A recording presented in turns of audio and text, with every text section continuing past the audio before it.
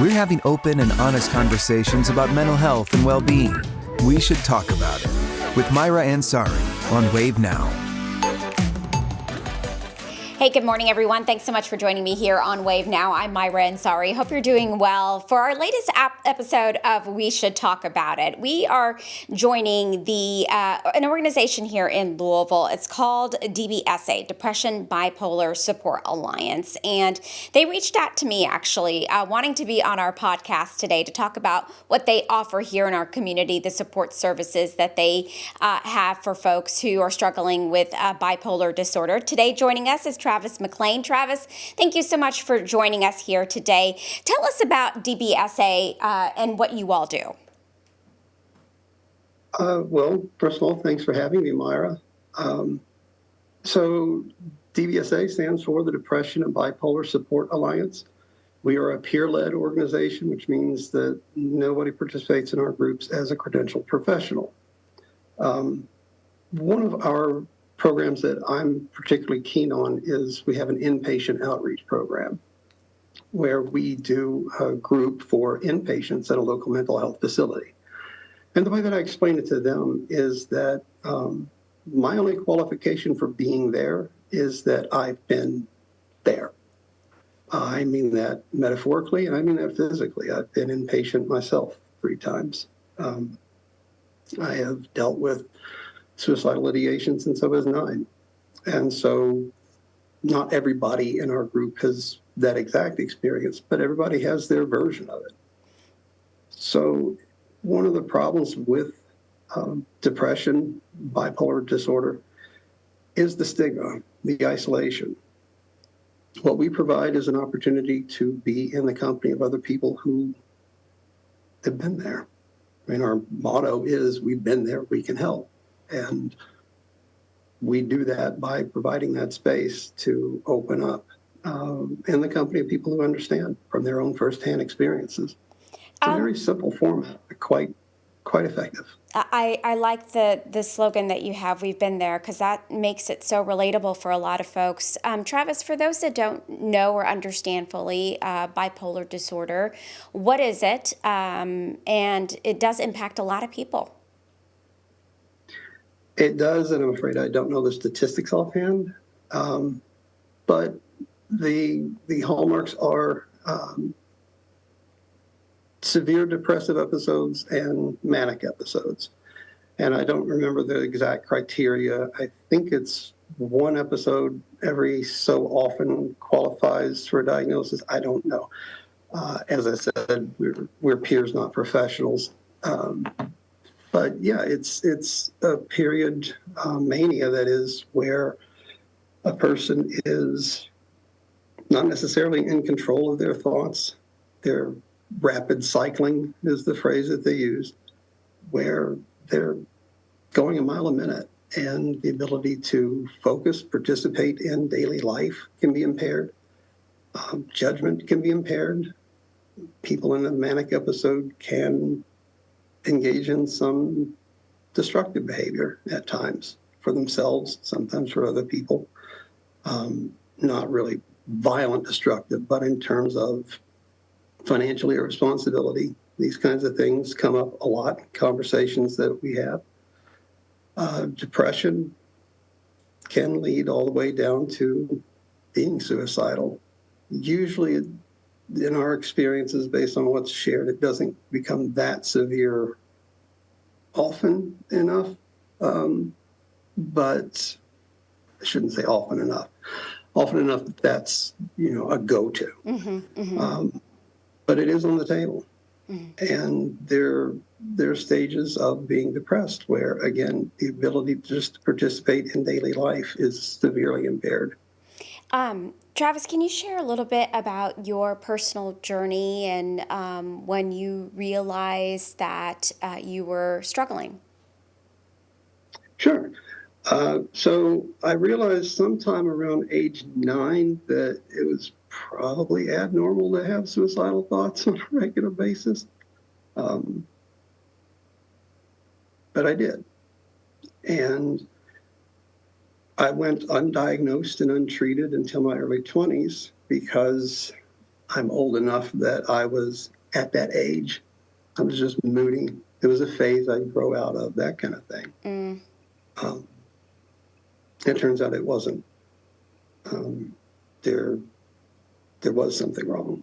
And I'm grateful that today's parents are more cognizant of the reality that young people do experiencing these things on concerning levels, and they are getting more acknowledgement and more support and more treatment, and I'm grateful to see that. My experience was not quite that. It wasn't, like I said, until my early 20s that I finally reached a point where I thought, okay, this is not a phase that I'm outgrowing. This is not getting any better. And I finally went to my then general practitioner and explained the situation and got on my first antidepressant. And that's an almost universally shared frustrating part of living with a mood disorder is finding the right treatment. Our official position as an organization is we don't endorse any specific treatment. We have plenty of people who aren't comfortable taking psych meds for various reasons. Side effects can be awful. Sure. The interactions and finding the right dosages and everything, it's an exhausting trial and error process. I personally reached a point, this was 2011, where at one point my provider straight up told me there weren't that many things left to try. And that's not something you want to hear from any healthcare provider. No.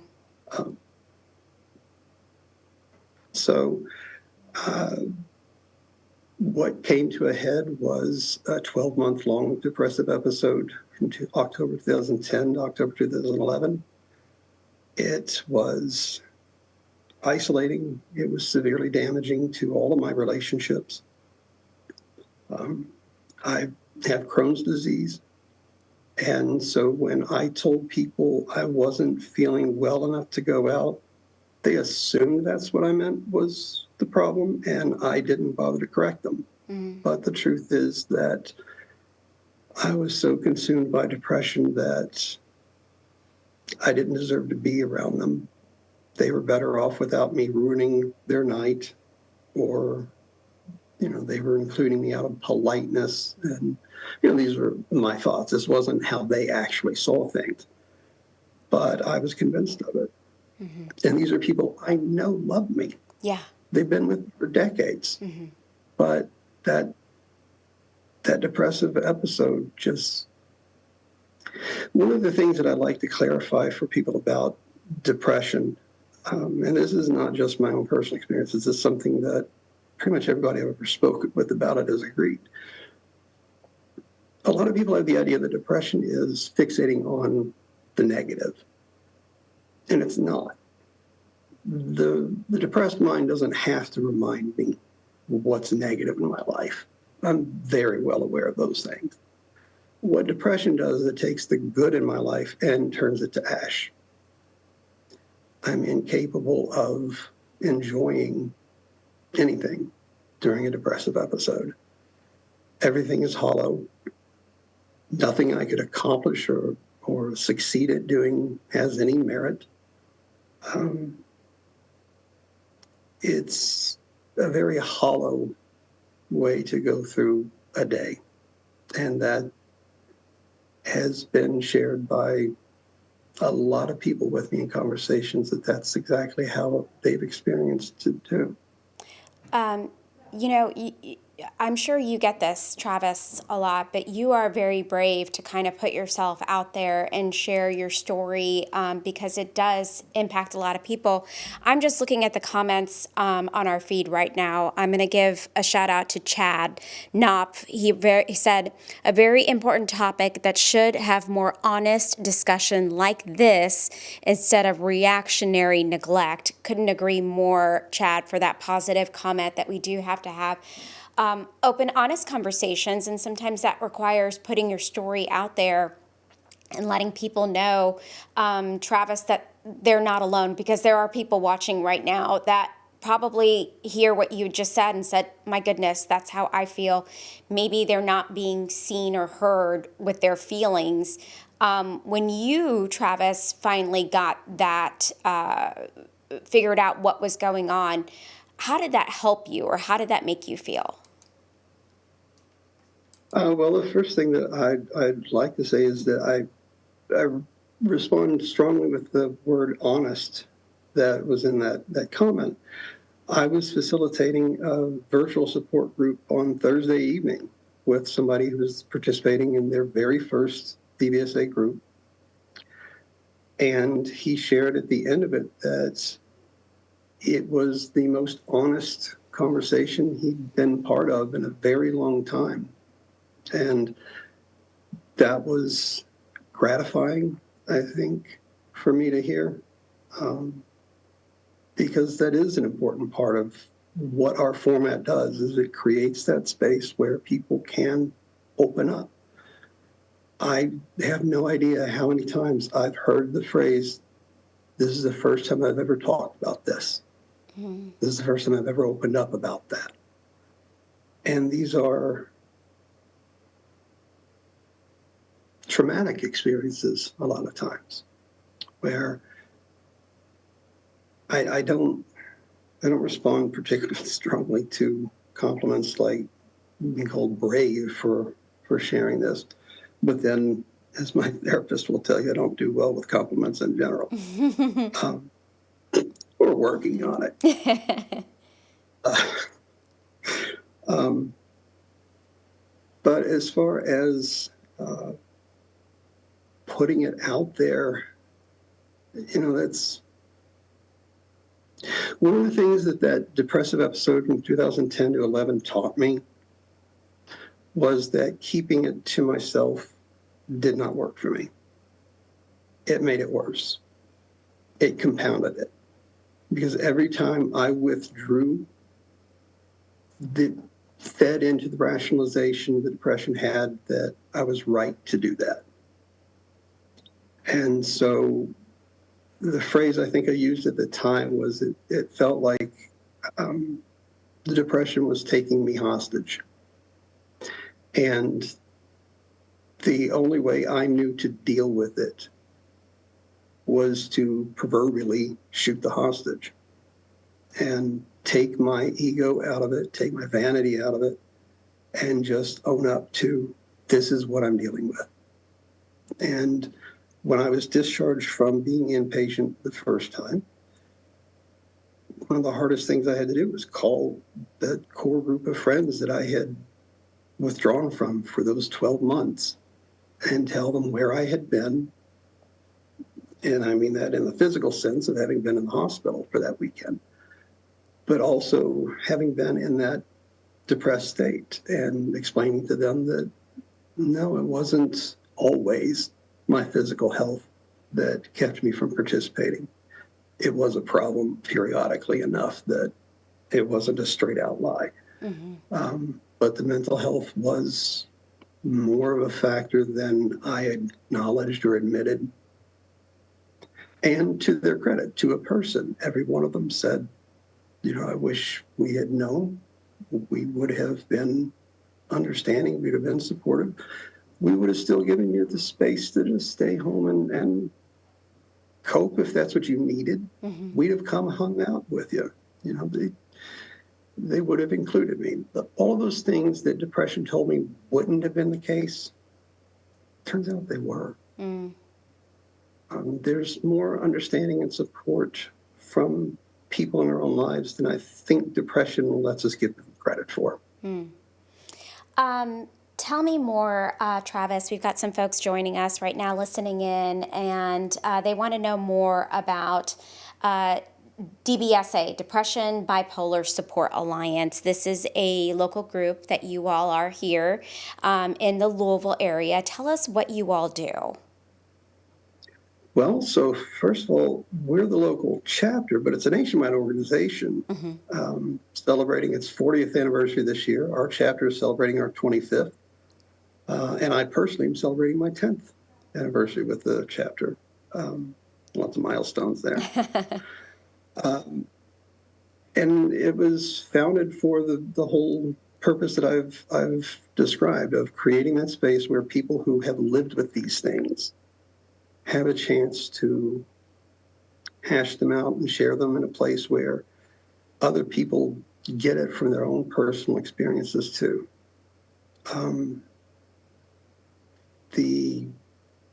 The name DBSA Louisville is almost a misnomer at this point.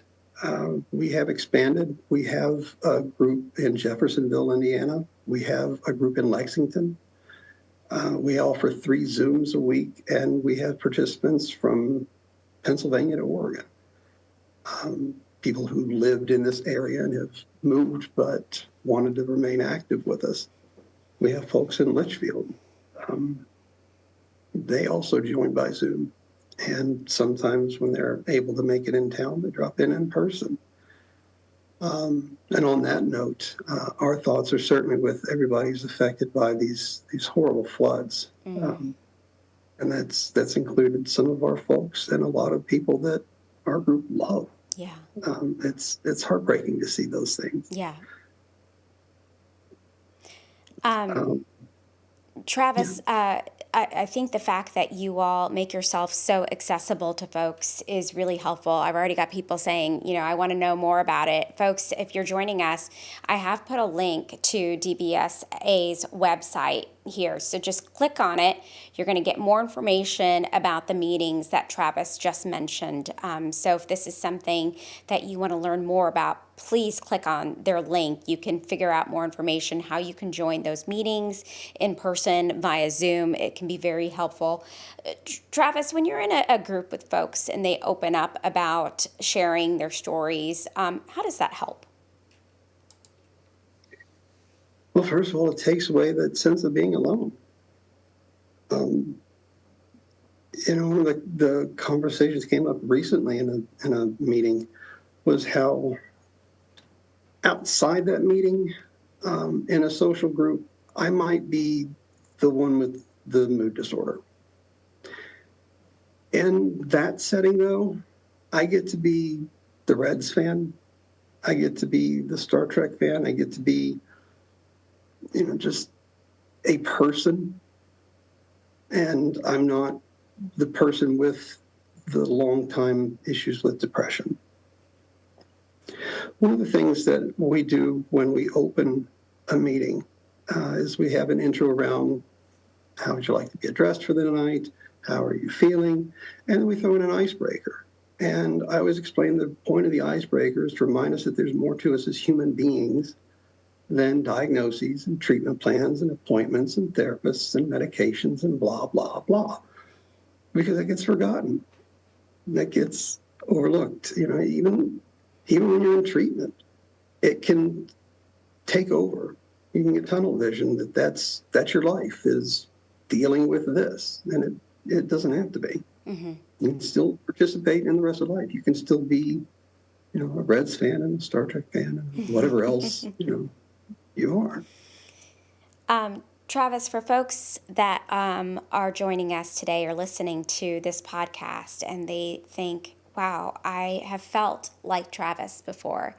I have felt very hopeless. I have thought about suicide. I have thought about all the negative thoughts. I've thought that I'm not important. What would you say to them, Travis? Well, one of the things that I always make a point of saying when suicide comes up, I have had a great many conversations with a great many people over the years about it. And there is one universally agreed thing that has been shared. None of us wanted to be dead. What we wanted was the pain to stop. And we didn't know how else to make that happen. So what I would say to someone who is struggling with that right now, there is another way to make the pain stop and become manageable. I don't know what it is. I wish I did. I don't. A lot of times people find enough help with one of our group meetings that it becomes more manageable. But we're not the only game in town. there are plenty of other resources around the world. NAMI does great work.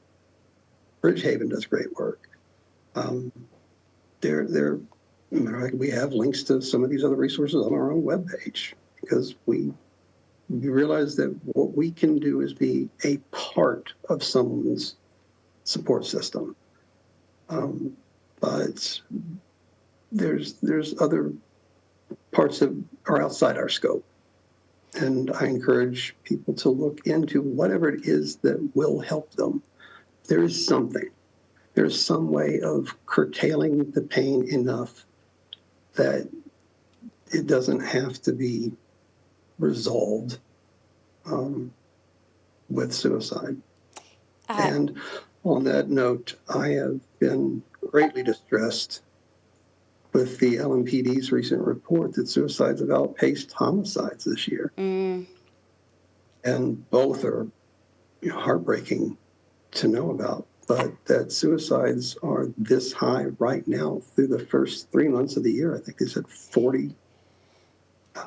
That's a lot of pain. Yeah, that is a lot of pain. And Travis, you nailed that, because when I heard that statistic too, I was shocked, really, and we need to do more. But you really said something that resonated with me, because I've been there too, and I try to be open and honest about my struggles as well. And when you want that pain to just stop, because it just feels like it's overtaking everything. It's not that you want to die, you just want that pain to end, and it feels awful. And then your mind goes in places where you think, okay, well, what can make it stop? And it's this. But you really said that, and that, I want to say, impacted me, because that's how I have felt before. And it's a very dark and scary place, because you think about all of the things that the ripple effect of it, if you did contemplate something like that and did carry through something like that, how it would hurt other folks as well. So I'm glad that you shared that, because I know there's someone out there that's feeling that right now, Travis. And hopefully your positive words of finding your pathway to get out of that space will resonate with folks. I hope so. I will also say, on the note of the concerns of ripple effects, I've been in a dark enough place myself where I didn't feel I shouldn't do this to other people. It would affect them negatively. I got to a point where I felt, why should I continue living through this pain just to spare them? I became resentful of people who loved me and who I loved. That's how dark a place depression can take me. And I know from other conversations I've had that other people have gone in that place too. And it's a very hard thing for people to admit. Yeah. Travis, I know that this conversation is impacting folks right now. What am I not asking you that you want folks to know about DBSA, what you all do, and for those that are trying to figure out their pathway right now and they're struggling?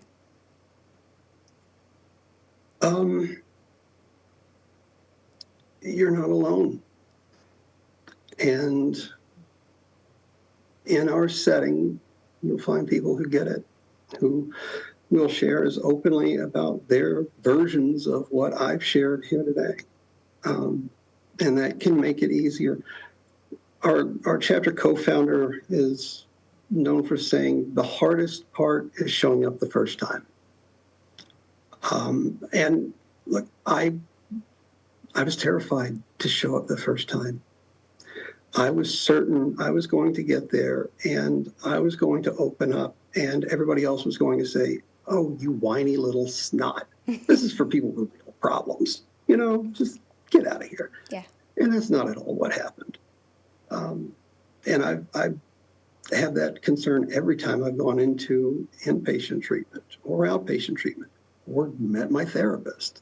I'm convinced that I don't meet the threshold for who's allowed to have these problems. One of my predecessors as president once said, you can't deny someone their pain. What hurts, hurts. And that resonated with me. Our group, we've got people, various backgrounds, different parts of the community. And I think that's an important part of what we offer, is that we're not homogenous. Twice a month, we have a group for the LGBTQ community that meets at Mandala House. We have people of color. We have people who are veterans. We have people of all genders. What we share are these experiences with mental health and mood disorders. That is a community unto itself. Mm-hmm. Mm-hmm. And we invite anybody who relates to being in that community to reach out for some help, to join us at a meeting. I always recommend a few meetings because there's no real uniform meeting. Mm-hmm. People are going to show up and need different things on a given night. Sometimes I go in and a night, people are just pouring their guts out about the most somber, challenging things in the world. And then I've gone in some nights and basically we're just goofing off and laughing the whole time because that's what people need that night. And they're both valid forms of help and support. Absolutely. And it took me a while to wrap my head around that. Yeah. Travis, this has been a great conversation. I really appreciate your time, all that you are doing for our community. You are definitely helping folks, and I know that probably helps in your journey as well, knowing that you're able to help somebody as well.